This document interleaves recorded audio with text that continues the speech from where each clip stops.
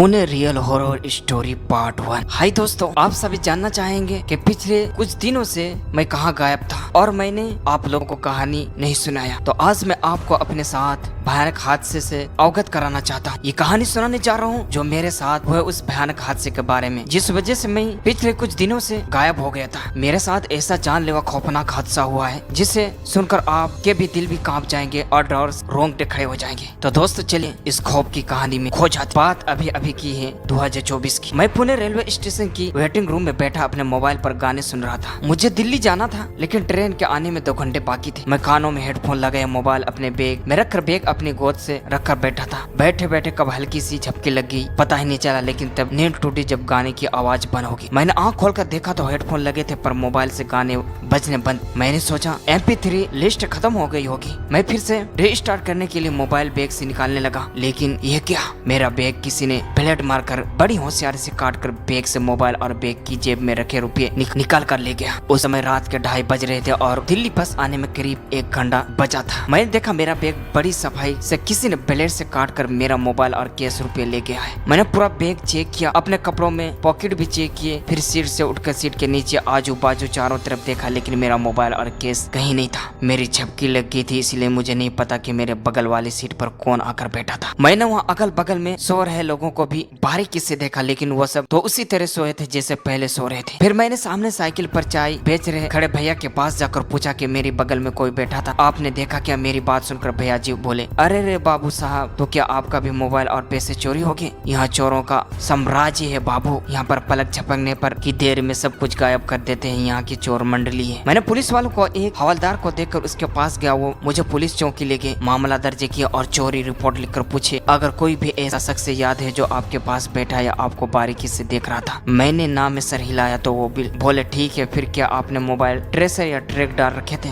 मैंने कहा सर वो मोबाइल सिर्फ 1 दिन पहले 70,000 का मैंने खरीदा था और अभी उसमें स्मार्ट लॉक भी नहीं डाला था। तो उन्होंने कही फिर तो CCTV फुटेज ही एकमात्र आधार है उस चोर तक पहुंचने का। लेकिन जब जांच शुरू की गई तो पता चला कि जहां मैं बैठा था वहां CCTV कैमरा बंद था, यानी मेरी बर्बादी के सारे आसार पहले ही मौजूद थे वहाँ। मैं ये कोई कहानी नहीं बल्कि मेरे साथ बीती जो है वो मैं सुनाने जा रहा हूँ और मेरे साथ खौफनाक भयानक हादसा बीता है। आज भी वो सब याद आते हैं, मैं अवस्था हो जाता हूँ। मैं कैसे बड़ी किस्मत से उस चक्रव्यूह से निकलकर बाहर सही सलामत आया हूँ, ये तो मेरा रब ही जानता है। आप लोग जरूर सुनिए क्योंकि आप भी सावधान हो जाएंगे अगर कभी पुणे स्टेशन जाना पड़े तो। इसमें पुणे शहर से जुड़ी वो भयानक काली सच्चाई है जो शायद ही किसी को पता हो। मुझे भी कुछ पता नहीं होता अगर यह हादसा मेरे खुद के साथ ना बीता होता। मैं पुलिस के आश्वासन और पूछताछ के साथ साथ खुद भी जानकारी ले रहा था वहाँ रुके हुए लोगों से जो उस रात वहाँ मौजूद थे। मुझे लग रहा था शायद मेरा 70,000 नया आईफोन मुझे किसी के कुछ बताने से मिल सकता है, लेकिन मेरा अनुमान बिल्कुल उल्टा ही हुआ। मेरे कंप्लेंट देने के बाद मेरा मोबाइल खो जाने की जानकारी वहाँ सबको हो गई, जिसका मुझे भारी खामियाजा भुगताना था। मैं लोगों से पूछताछ में लगा था कि कोई तो होगा जिसने देखा हो कि मेरी बगल में कौन बैठा हुआ था, शायद पता चले और पुलिस की मदद से उस चोर को पकड़कर मेरा मोबाइल बरामद हो जाएगा। लेकिन मेरी सोच का गलत असर हुआ। एक तो मोबाइल गया, दूसरे बैग में प्लास्टिक थैली में लेपट कर रखे 20,000 रुपए कैश और मेरा पुणे दिल्ली ट्रेन का रिजर्व टिकट और आधार कार्ड भी चोरी हो गया। अब मेरे पास घर वापसी के लिए भी टिकट और पैसे नहीं बचे थे। मैंने सब कुछ बैग में इसलिए रखा था कि सुरक्षित रहेगा, क्योंकि